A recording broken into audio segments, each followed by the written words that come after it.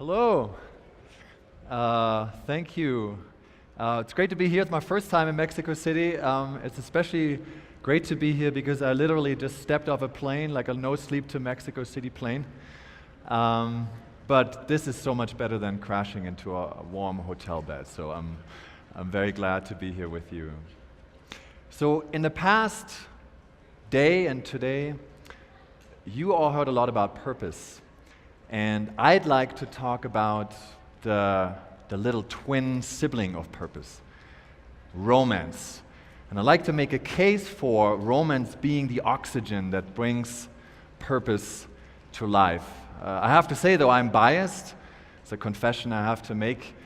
I am a romantic. In fact, I am a business romantic. And I'd like to know how you qualify. So let's do a little show of hands.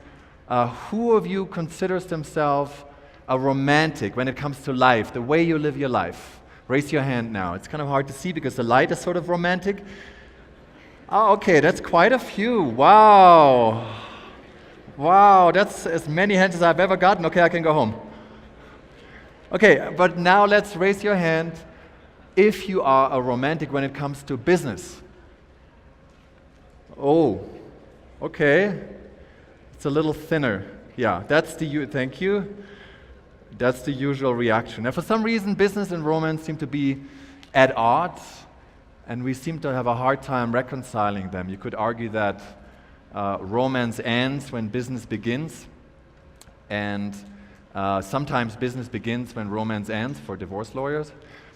But usually they seem to be sort of at opposite poles, which is a little strange. I want to clarify up front, if you're here to learn about romance in the sense of candlelight dinners and Valentine's Day and all these trivialized notions of romance, that is not what I'm going to talk about. And I'm also not going to talk about office romance. So if you need advice on how to manage falling in love with your boss or your colleague, that is also not the type of romance that I'm describing. If you still want to stay, you're very welcome.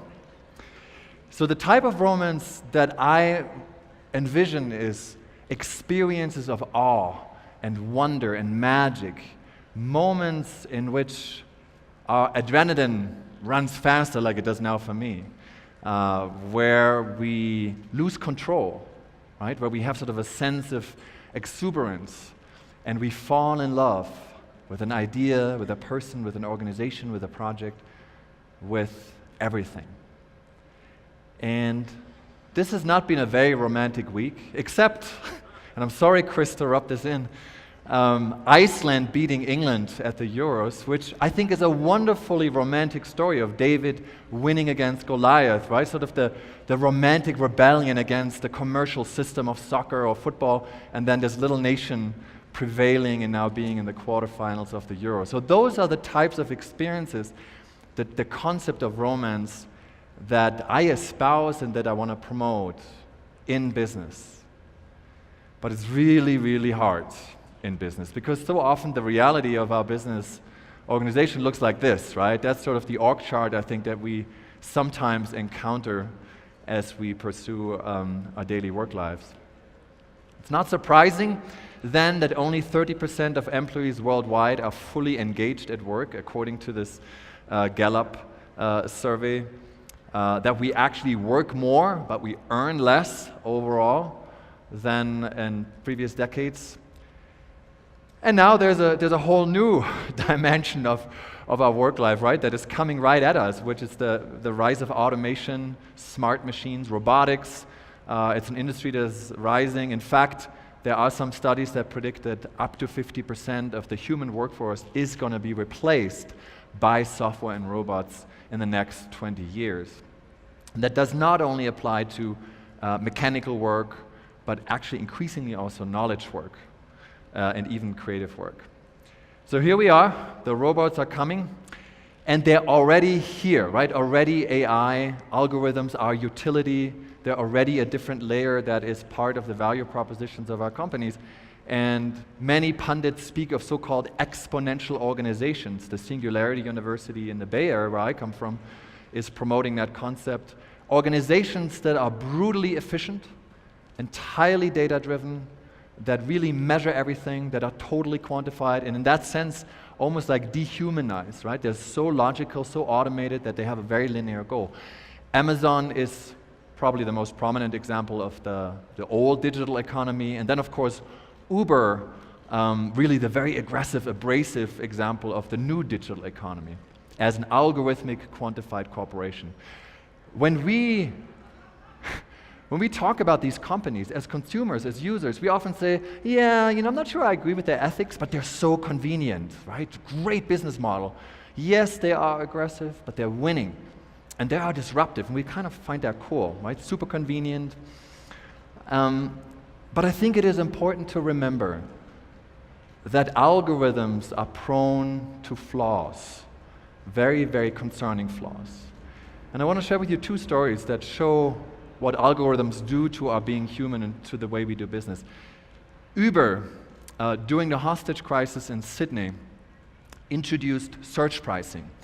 And it did so because, of course, there was heightened market demand during the hostage crisis, right? And it was the right thing to do from an algorithmic perspective, but it lacked empathy and it lacked tact. Algorithms do things right, but they don't do the right thing. And then another example, Facebook, last year, in the annual review highlights of one user, inserted this image of a 4-year-old girl. But the problem was that that girl had died that very year, right? So amidst all this cheerful presentation, the user sees this picture of his daughter that had died that very year, and he spoke of inadvertent algorithmic cruelty. James Bond knows that a license to kill also means the license not to kill, and that's exactly what algorithms cannot do, but we humans have the discretion to do.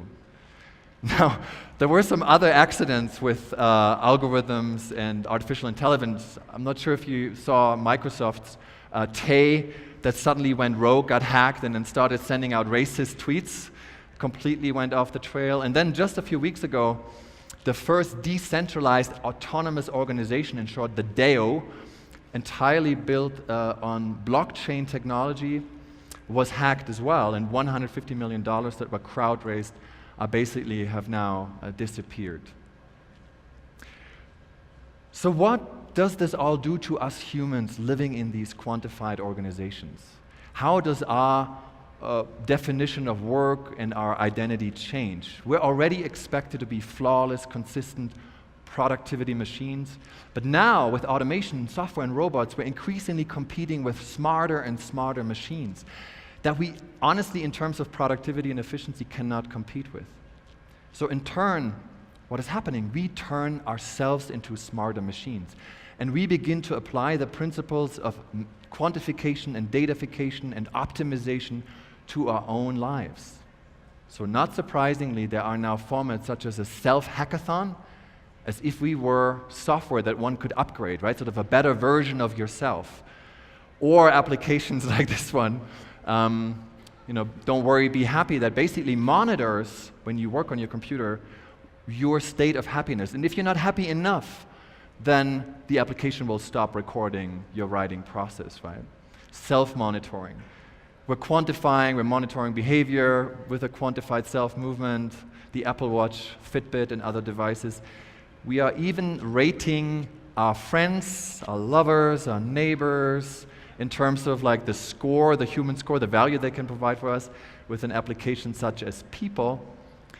And this notion of constant quantification and permanent optimization even has infiltrated the most intimate aspects of our lives. There's an application called Spreadsheets that allows you to enhance your performance in bed based on data analytics. It's not for everyone. If that doesn't work, you can use this application. It's called Breakup Text, and you can send an automated breakup text messages to your loved one or your former loved one. It's practical. And if you want to stay away from the whole thing and you don't even want to engage in sort of that marketplace, then you can use this application. It's called Invisible Boyfriend. There is no invisible girlfriend, or it's in beta, the organizers have told me, the producers. Invisible Boyfriend allows you to receive automated fake text messages, fake emails, and even fake phone calls at the opportune moment, right? So welcome to the uncanny valley of love and romance in the age of smart machines, right? Very soon we might indeed be falling in love with our operating systems. As so beautifully depicted in the movie Her. I'm not sure if you've seen it. I think it came out 2 years ago by Spike Jonze. Beautiful movie.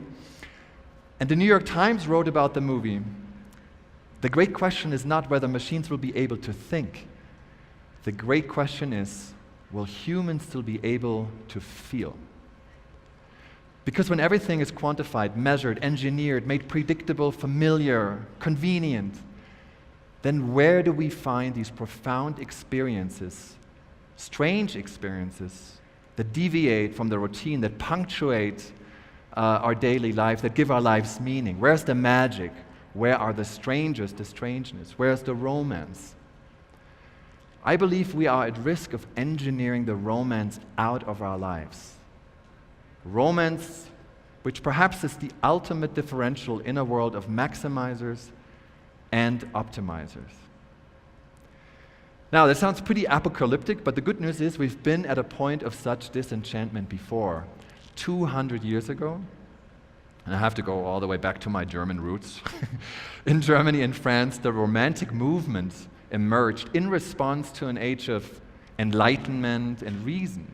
So the Romantics revolted against it and espoused mystery and emotion, inconsistency, intrigue, drama, suffering as the antidotes to a completely scientific, rational worldview.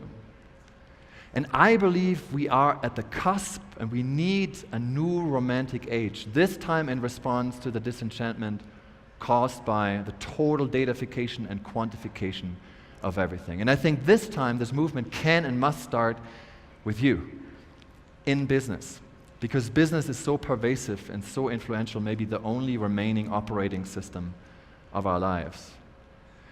Now, I don't see all your faces, but the ones that I see look a little bit skeptical, like, yeah, sure, romance, I'm going to tell my boss tomorrow, I want to romanticize our firm, and are you with me? Or I'm going to tell my investor, overnight I turned into a romantic. And so how can you be romantic without going bankrupt, right? And how do you actually operationalize that? So I want to start by identifying the anti-romantics. So what are the characteristics of the enemies of romance? Enemy number one is the cynic, right? Aside from everything else that's wrong with this guy. But he is also the quintessential cynic. And Oscar Wilde once said, the cynic knows the price of everything, but the value of nothing. Right? For the cynic, it's all about winning. And Donald Trump says, it's business. Oh, it's business. It's a business decision, right? I'm winning. It's not personal. It's a business decision. And whenever you hear that, you know that romance has left the room. Right? For romantics, business is deeply personal. Then the enemy number two is the data cruncher. Now, I live in Silicon Valley, so I wouldn't be able to survive there if I didn't have data crunchers as friends, and I love them, and they do valuable work. But I am opposed to a myopic belief in data as the only objective truth. I think we manage so much more than we can ever possibly measure every day, every single one of you.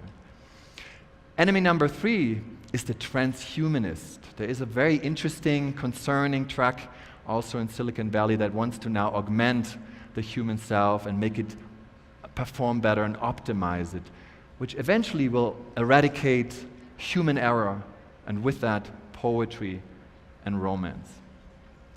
So those are the anti-romantic traits. Now, what are the actual principles on a more positive note? What can you do to implement these romantic ideas at the workplace and in your customer experiences? I'd like to share with you 3 rules of enchantment. And the first is called find the big and the small. And this is about intimacy. There's very interesting research that says in the United States and elsewhere, the average American has only one close friend, And worldwide, in most developed cultures, the number of friends, of close friends, has declined over the past year, which is astonishing given that we are probably more connected than ever, and we communicate more than ever. We're glued to our phones. Yet, we seem to live in an age of isolation and loneliness. And the writer Richard Bach once pointed out that the opposite of loneliness is not togetherness or connectedness, it's intimacy. And we are in desperate need for more intimacy in our digital times, at the workplace and in our customer experiences. And I believe there's sort of a groundswell of romantic businesses and experiences that cater to this sense, this desire for intimacy. One is the renaissance of the good old dinner format. You see formats like this one, which is called Let's Have Dinner and Talk About Death, which is a very unlikely invitation if you think about it. It brings together 15 strangers, and they talk about the dignity of a good death in a very vulnerable setting that's clearly outside of your comfort zone. And then we see the rise of co-working and co-living spaces, where you actually co-work and cohabitate with strangers, and you have a strange sort of experience of intimacy while you're working as well. That seems to be very much in demand. Conferences like this one and many other conferences are increasingly popular because it allows us to break out of our day-to-day workplace routines and engage and experience each other in a very analog and human way.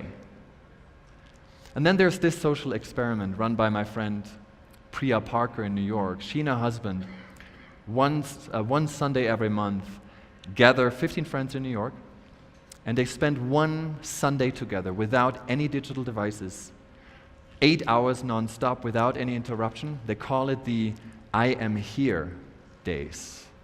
And what is so provocative about it is, if you think about it, it's really, really hard to spend 8 hours together because it involves boredom, right? The uncanny valley of boredom.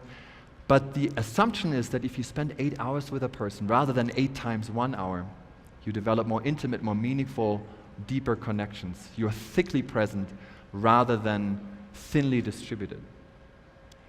And in that regard, we can learn a lot from art, from performance art in particular. Marina Abramovic, the performance artist, once did an exhibition at the Museum of Modern Art in New York where she sat across from one visitor at a time, 5 minutes each, for a non-stop period of 700 hours, celebrating really contact, intimacy, vulnerability.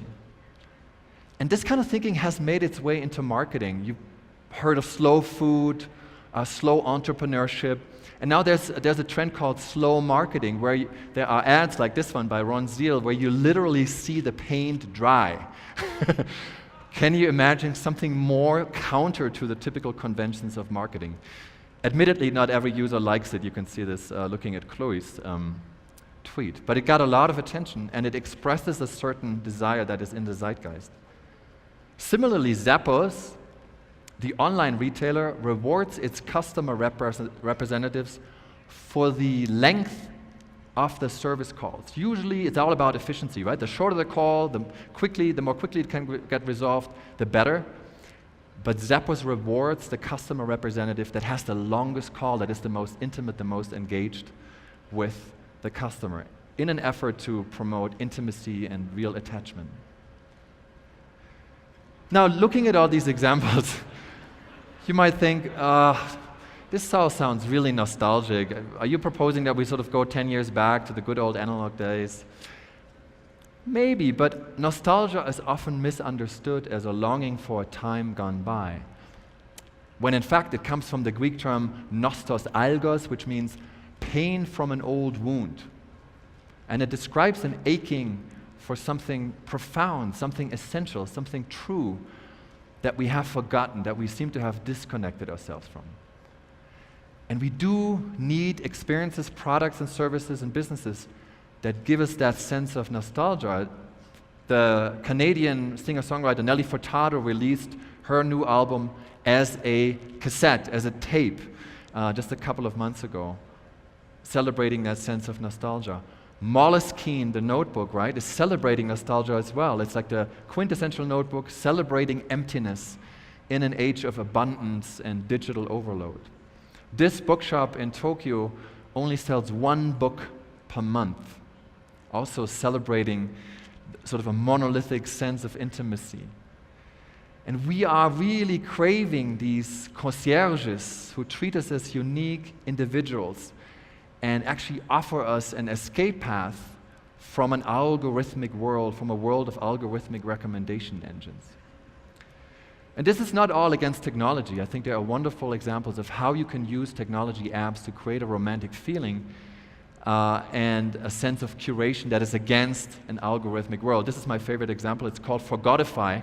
And it's an app that allows you to discover and play the 4 million songs that have never been played on music streaming service Spotify. So it uses an algorithm to turn against an algorithmic world and create space for the quirky, for the intimate, for the romance that awaits us at the lonely end of the long tail. So all these experiences and moments that I describe are moments that express the beauty of things that don't scale, right? The best moments in life are moments that cannot be optimized or maximized, that are ephemeral, that happen once and we can barely hang on to them. Now, here's one of these moments. Some of you might be familiar with it. This is a very, very interesting. When I saw this for the first time, I was kind of taken aback, and I was really like, what the heck is this in the 21st century? So this is the New Zealand rugby team performing a so-called haka, which is a traditional dance that only this team performs at the beginning of rugby games against their opponents. And they say they do it to honor their opponent. I'm not sure if the opponent always agrees, as you will see in a second. But watch it with me for a second, and I'm just curious to see how you respond to it. And here we go.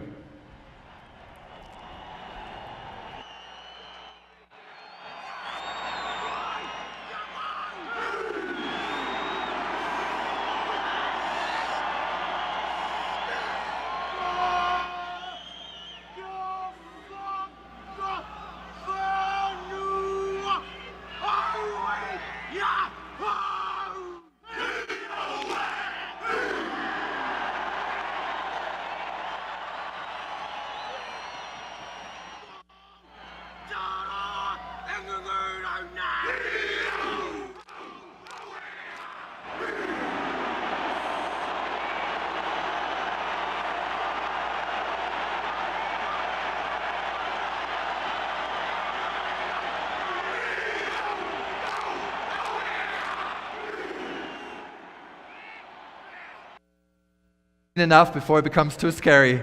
So I find this fascinating because the reason I'm sharing this with you is because I think it's such an archaic, raw moment of humanity that we just cannot explain. Like, what is happening here? Why are they doing this? Which brings me to the second principle: keep the mystique. In our digital times, we're all about radical transparency, and the more information, the more knowledge we have, the better we can do our jobs. I would argue the opposite. I think not enough information, mystery and secrecy make experiences meaningful again. And that's why we see the rise of ephemeral media, right? Romance is what doesn't last. Snapchat is the most prominent example of ephemeral media, then pop-up magazines that we see everywhere, but also the notion of surprise, right? Again, disrupting the routine. Chobani, the yogurt maker, as you may have read in the news, decided to grant stock to all of his 2,000 employees. But the way they did it was remarkable because it was a surprise, and that's why people cried and burst into tears, because it was delightful, because it was unexpected. Birchbox, the surprise box, where it doesn't really matter what's in it, the unboxing, right, is the product.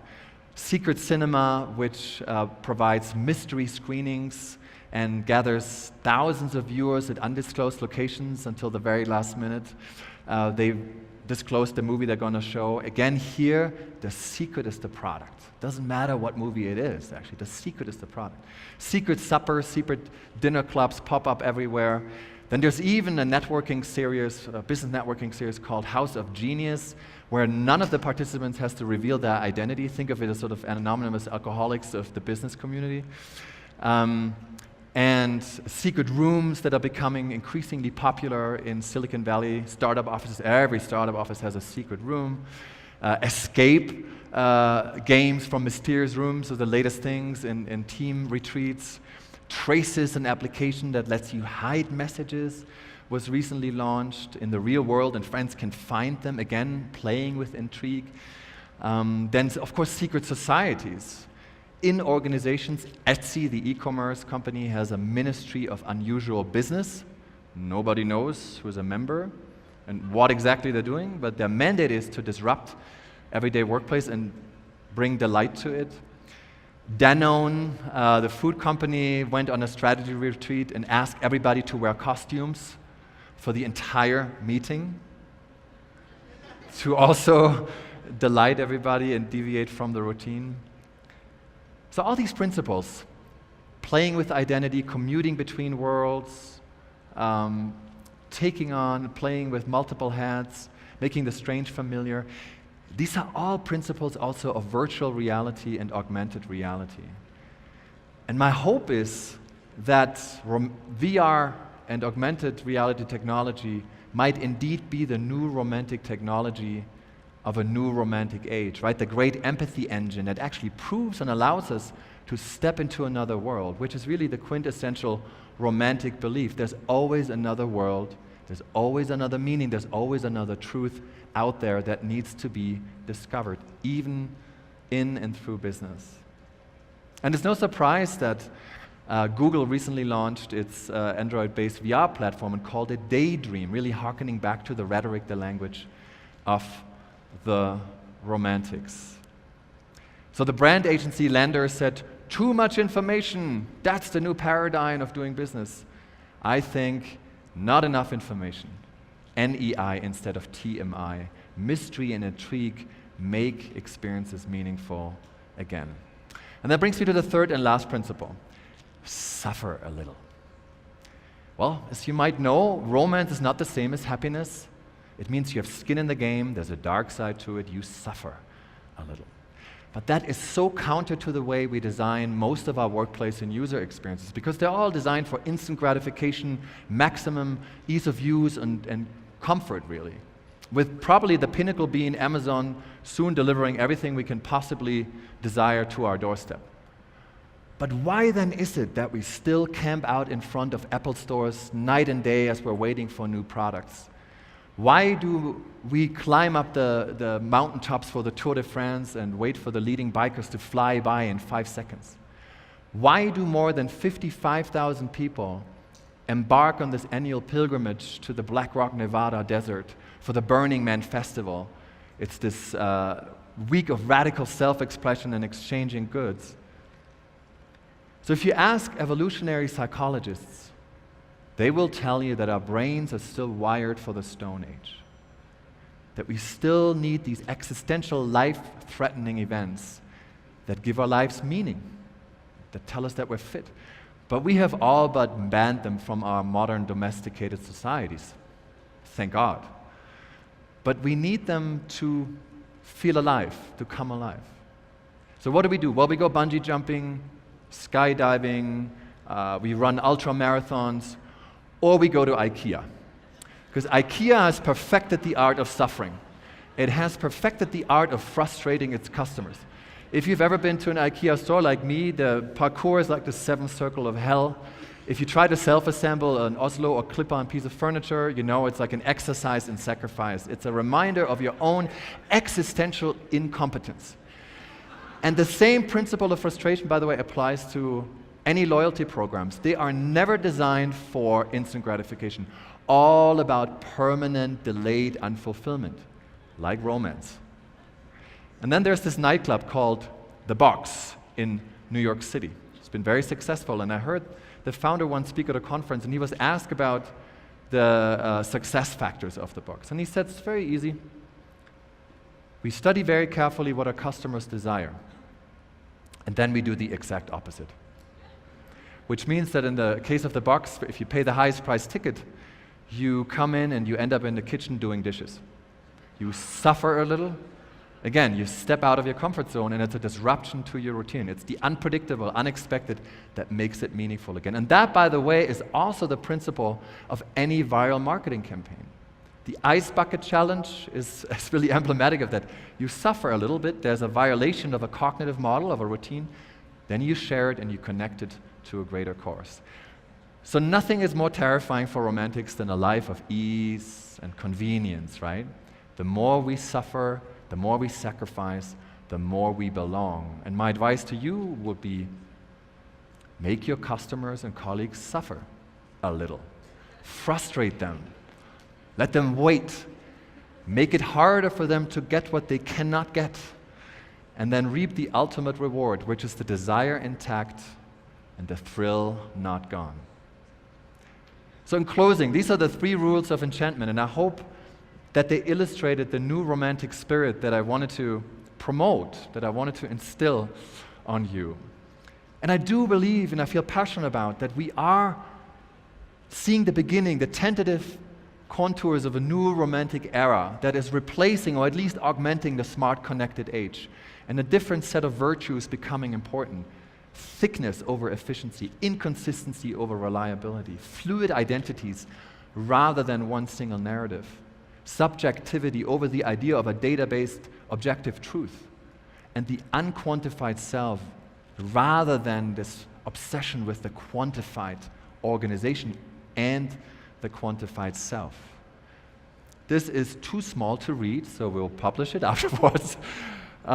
But I think different trades, if you look at this trajectory from traditional way of doing business, marketing, or workplace cultures to the smart age, to the romantic age, you see how the virtues and how the values move. Yes, we like convenience and comfort, but we love those brands and leaders and organizations that give us a heavy dose of punch-drunk love. Human business means to do good and give back to the community, purpose. To feel good, which means work-life integration, concern over employee well-being and customer well-being. But it also means, and I think that's one aspect that we have underutilized, simply to feel more, to allow ourselves to bring the full range of our humanity, of our emotions, to work without fearing the consequences. Because what machines can buy, software, robots, AI, are these 4 things: character, ethics, moral integrity, then acumen, which is really like our intuition. Quick decisions based on intuition, which are always faster than knowledge. Spirit, imagination, and hope, and of course, heart, passion, and compassion. And beautiful organizations, and there it is, my 2x2, and they live in the upper right corner, right? If it's only about efficiency, it can get very ugly. We need to carve out space for the inefficient, for wasting time, because that's what we humans do. We waste time. That is the very source of innovation. And yes, there is a return on investment, of course, if you wonder. It is innovation, because romance helps you become more imaginative, to explore that other worlds are possible. I think it helps you win customers who are in love with you and not just appreciate your solution to their problem. And it helps you attract and retain employees who really believe not just in your mission, but also in your culture and in your way of being. But ultimately, I would say, to me, the ROI of romance is more romance. Because I think it is a human right. And I would encourage you to use data not just to demystify, but to mystify. To design not only for convenience, but for friction. And to create things, products, services, experiences that are not only more useful, but also more beautiful. Because we romantics, we don't want to solve our problems, we don't have all the answers, we don't even want to cure all of the pain. We just want to feel more. And business is our ultimate adventure. Now, how can you begin tomorrow? If you're a closet romantic, you're a converted cynic, you want to start tomorrow. Great quote by the romantic poet William Wordsworth: to begin, begin. So what you can do is you can apply these 3 rules of enchantment and apply them tomorrow in your organization in very small ways. Build pockets of romance, build muscle, romantic muscle, build habits. and I promise you something beautiful is going to happen. Of course, you can buy my book and read the other 7 rules of enchantment, but you can also apply to the Business Romantic Society, which is a secret society that I founded that has gatherings worldwide. We have dinners, we exchange best practices. Send me an email and we will review your application. And then the very last thing I would ask you is actually a very simple thing. It is just reframing the conversation and using romantic and romance in a positive way. So often we hear from people in meetings, oh, you're romanticizing, or you're romantic about this idea. That's good. Being romantic is incredibly powerful and an integral part of our business and of our being human. I'm a business person, but I'm also an unapologetic romantic. And I believe the world would be a better place if we had more romance in our lives. And I believe we must and can find it and create it in and through business. Thank you very much.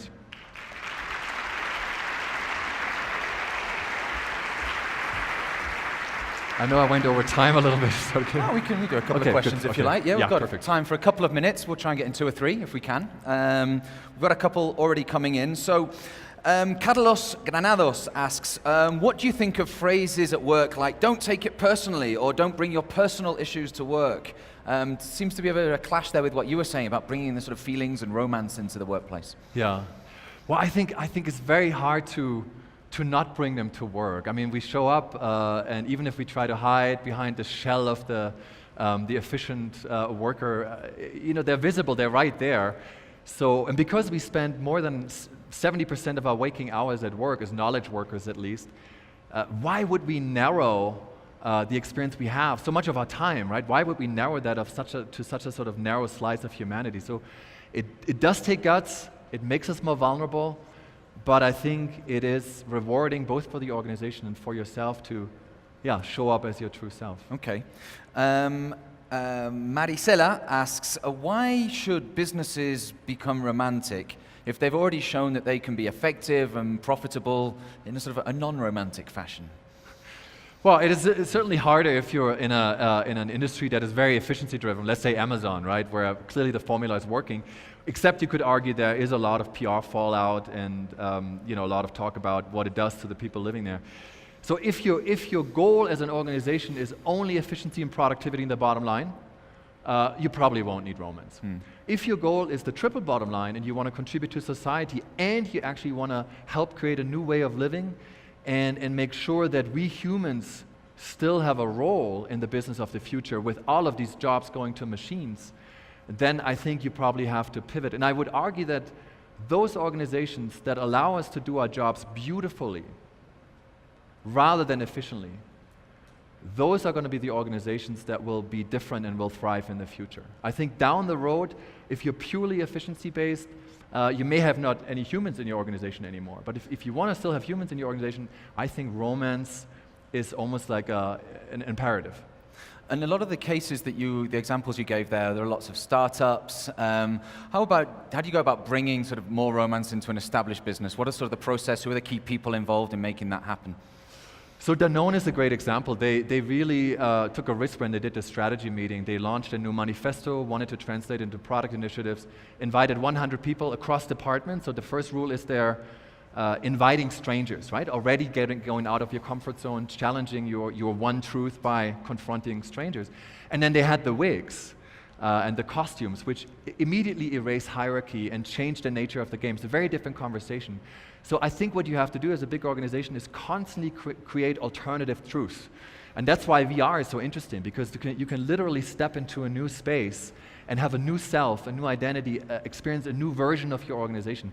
And the more rooms, the more sort of alternative realities organizations create, whether that's GE, IBM, big banks, I think the more attractive they will be for employees and customers. Okay, great. And just one final question about the relationship between romanticism and emotional intelligence. How are those two concepts sort of work together? I think emotional intelligence is a wonderful concept, and there has been more and more recognition in business. And I think I just heard Kevin Kelly technology guru speak yesterday, and he said that we need, the key thing is in the future not just to have one intelligence, but multiple intelligences. And definitely emotional intelligence, because that's going to be a differentiator. The difference to romanticism is, I think that emotional intelligence is still very sort of instrumentalist, right? So my intelligence is higher, therefore I can be a more productive, efficient worker, and I can win or win over. And whereas I think romanticism has this implicit notion that you can find meaning in losing, you can find meaning in suffering, and it's even valuable if it doesn't produce immediate results, sort of with a narrow focus on the bottom line. So I think it's a broader, maybe more sort of complex notion than emotional intelligence. Okay, that's great. Thank you very much. Tim Leberecht, ladies and gentlemen. Thank you. Cheers, Tim. Thank you.